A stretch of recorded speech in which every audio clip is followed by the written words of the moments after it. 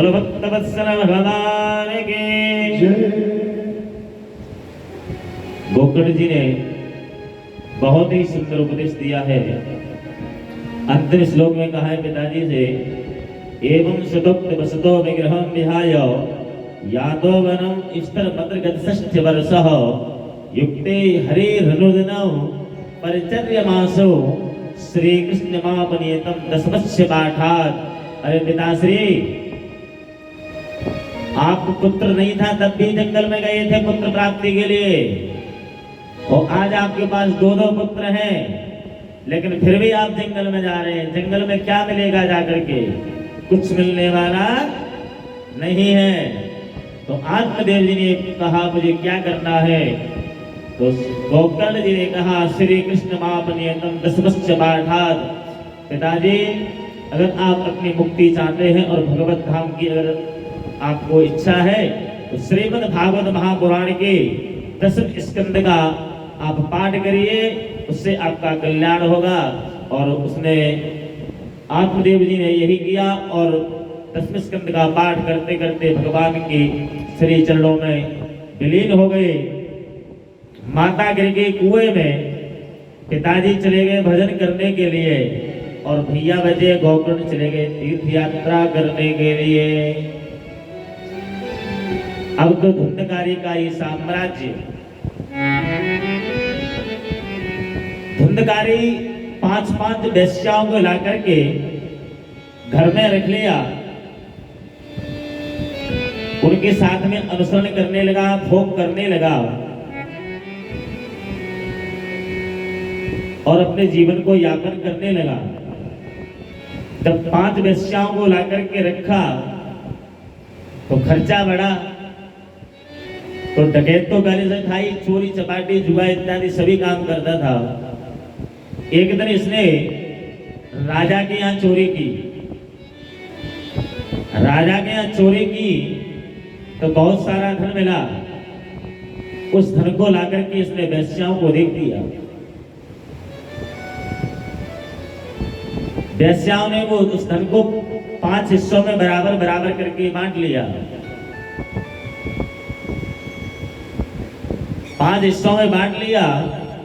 धुंधकारी किसी अपने निजी कार्य से घर से बाहर गया, उसी समय पांचों ने इकट्ठे होकर के योजना बनाई। आज इसने राजा के यहाँ चोरी की है, और राजा के यहाँ चोरी की है तो पकड़ा जरूर जाएगा। भाई तुम दुनिया में चोरी करो और सरकार को एटीएम उठा के ले आवे हुए तो सरकार छोड़ेगी तुम्हें? अभी 2-3 दिन पहले एक न्यूज आई थी कि जेसीबी से चोर एटीएम को उखाड़ने के लिए गए थे। जब सरकार की चोरी करने में जाओगे तो दंडित होना पड़ेगा। तो वेश्याओं ने सोचा ये तो राजा की चोरी करके लाया, पकड़ा जरूर जाएगा। तो वेश्याओं ने क्या किया, सोते हुए धुंधकारी को चारपाई में कस दिया। इधर से उधर रस्सी डाल करके उसको कस दिया। पहले रस्सी को ढीली ढीली कर करके डाल दिया और एकदम से उस रस्सी को टाइट कर दिया। उसने कहा अरे तुम तो मेरी भार्या हो, मेरी पत्नी हो, तुम ये क्या कर रही हो? उन वेश्याओं ने कहा हम किसी की नहीं, हम पैसे की है। जहां पैसा हुआ हम, और जहां पैसा नहीं हुआ हम नहीं। धुंधकारी के गले को घोंट करके मारना चाहा, लेकिन धुंधकारी नहीं मरा। तप्तांगार समूहास्य, जलते हुए लाल लाल कोयला लेकर के इसके मुंह में भर दिए, जैसे को तैसा। इसने भी अपनी मां को जलती हुई लकड़ी से मारा था। महाराज तुम गांव को घर बिगाड़ोगे तो तुम्हारो पक्का बिगड़ना है। अगर तुम गांव को नाश करोगे तो तुम्हारा सर्वनाश पहले होगा। जब बात पक्की मान लो। ऐसे उदाहरण है हमारे पास में 2-4। एक व्यक्ति था, उसका मैं नाम नहीं बताऊंगा।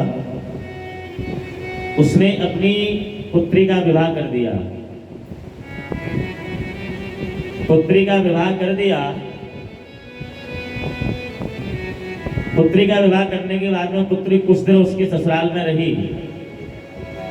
अब घर परिवार में छोटी मोटी खटपट चलती रहती है। लौट करके आई, उसने अपने माता पिता को बताया कि मेरे ससुराल वाले ऐसा करते हैं वैसा करते हैं। माता पिता ने उस लड़के को, दामाद को, अपने को समझाने की कोशिश की, वो नहीं माना। अंततो गत्वा केस चलने लगा। केस में तय ये हुआ कि उस लड़के की जो संपत्ति है वो लड़की को दी जाए। कोर्ट के द्वारा पूरी संपत्ति कोर्ट के द्वारा उस लड़की को मिल गई। और जिसका वो लड़का था उसके भी एक ही था। पूरी संपत्ति लेने के बाद में उसके माँ बाप ने लड़की को अपने पास में रखा और उसको छोड़ दिया संपत्ति लेने के बाद भी। अब आप बताइए उसका क्या होगा? उसका तो सर्वनाश हो गया ना। संपत्ति भी गई, बहू भी गई और पुत्र भी नहीं है कोई। उसकी आगे जो संपत्ति उसका क्या होगा? उसका सर्वनाश हुआ। कुछ समय बीतने पर इसके भी एक पुत्र वो हो गया धुंधकारी की तरह। सुबह से शाम तक दारू पीना, सुबह से शाम तक माता पिता को पीटना। अभी है वर्तमान में वो। तो भैया तुम जिसके लिए कांटा बोगे तो वो तुम्हारे लिए फूल बोने वाला नहीं है। इसलिए सोच समझ के काम करना चाहिए। आज वही गति धुंधकारी की हो गई। इसने अपनी मां को जलते हुए कोयले की लकड़ी से मारा तो 5 वेश्याओं ने मिलकर के इसको फांसी से मारना चाहा। जब नहीं मरा तो तप्तांगार समूहाश्च, जलते हुए लाल लाल कोयला लेकर के इसके मुंह में ठोस दिए और इसकी हथेलियों पर रख दिए, इसकी छाती पर कोयले रख दिए। ये तड़प तड़प के मरा। जब तड़प तड़प के ये मर गया तो 5 वेश्याओं ने उसी चारपाई के नीचे एक खड्डा खोद करके उसी में इसको दफना दिया। मिट्टी को डाल करके गाय के गोबर से लेप करके और एक पंडित जी को बुला करके उस पर बैठ करके सत्यनारायण भगवान की कथा करा के और वो वैश्या वहां से 9-2-11 हो गई। बोला भक्त वत्सल भगवान की।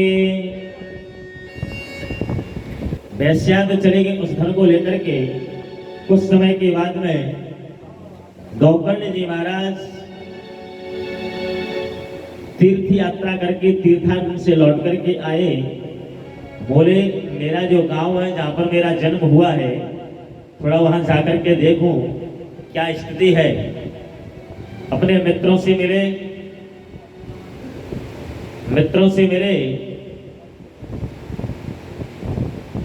मित्रों से कहा मैं अपने घर में रुकूंगा, आपको भोजन कराना है भोजन करा दीजिए, सुबह भी आपके घर भोजन कर लूंगा, लेकिन रात्रि में विश्राम मैं अपने घर में करूंगा।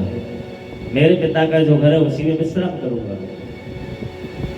रात्रि के समय गौकर्ण जी महाराज भजन कर रहे थे। तुरीय संध्या या निशाम सर्वभूतानां तस्यात् जागृत संयमी। जिस समय संसारी लोग सोते हैं उस समय संयमी पुरुष जग करके भजन करते हैं, और जिस समय आप लोग भजन करते हैं उस समय संयमी लोग सोते हैं। कई बार हमने देखा है, आपने भी देखा होगा कि संत महात्मा रात्रि में भजन करते हैं और सुबह 6 बजे आपको सोते हुए मिलेंगे, 7 बजे सोते हुए मिलेंगे। अब आप उनसे कहोगे महाराज तुम तो महात्मा हो, बाबा जी हो, तुम्हें ब्रह्म मुहूर्त में उठ जाना चाहिए। अरे क्यों उठ जाए भैया, वो भी तो महात्मा है, पूरी रात भगवान का भजन करते हैं, उनकी अपनी मस्ती है, जब मन होगा तब सोएंगे। आप कौन होते हैं उन्हें रोकने टोकने वाले? गौकर्ण जी महाराज रात्रि के समय पद्म आसन लगा करके तुरीय संध्या में तल्लीन थे। उसी समय ये धुंधकारी दिखाई देने लगा। सकृन वेशा सकृदस्ति सकृत्या महिषो भवत्। कभी ये भैंस बन जाता है, कभी हाथी बन जाता है, कभी भैंसा मेढ़ा बन जाता है। सकृंद सकृत्याग्नि पुरुषा पुरुषो भवत्। कभी ये इंद्र बन जाता है, कभी अग्नि बन जाता है, और पुरुषा पुरुषो भवत्। कभी कभी भी आदमी बन जाता है, इंसान बन जाता है, लेकिन कितनी देर के लिए? 2-4 सेकंड के लिए, क्योंकि ये बहुत बड़ा प्रेत बन गया था। प्रेत के शरीर नहीं होता, स्थिति नहीं होती ठहरने की, ये हवा के माध्यम से दिखाई दे सकता है आपको। जब बार बार गौकर्ण जी महाराज को परेशान करने लगा तो गोकर्ण जी महाराज ने कहा भैया कौन हो तुम? तो इसके नेत्रों से अश्रुधारा बहने लगी, ये कुछ बोल नहीं पाया। गोकर्ण जी महाराज समझ गए, हाथ में जल लिया और गायत्री मंत्र का उच्चारण करके इसके ऊपर फेंका। इसमें बोलने की थोड़ी सी सामर्थ्य आई। धुंधकारी ने कहा अहम भ्राता त्वदीयोऽस्मि धुंधकारी नामदा स्वकीयमुनैव दोषेण ब्रह्मत्वं नाशितं मया। मैं तुम्हारा भाई हूँ, मेरा नाम धुंधकारी है, आप मेरी रक्षा करें, मेरे ऊपर कृपा करें। बोलो मैं क्या कृपा करूं?